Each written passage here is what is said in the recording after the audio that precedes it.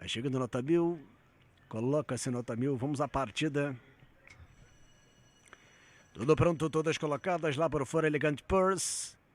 Nova Moleca, nota 1000. Hannah Guild. Brilliant Anna.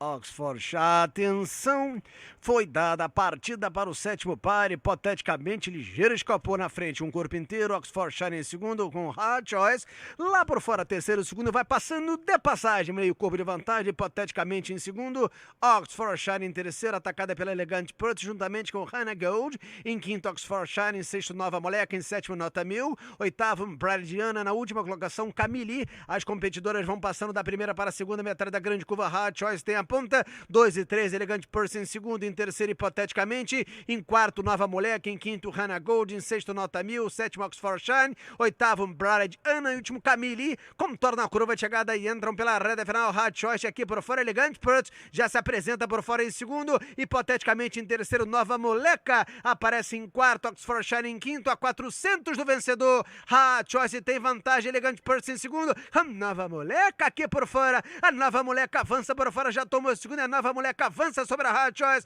que tá brigando, tem cabeça de vantagem, não tem mais nada, a Nova Moleca já dominou, livrou cabeça e pescoço de vantagem lá por dentro, Hard Choice em segundo, Nova Moleca e Hard Choice, cabeça, Hard Choice voltou por dentro, Nova Moleca por fora, emparelhadas, cruzam a faixa final, vitória para Hard Choice, segundo para Nova Moleca, depois nota 1000, Elegant Purse, Camille, Oxfordshire, hipoteticamente um paralelo de Ana até Hannah Gold, vamos aguardar o placar.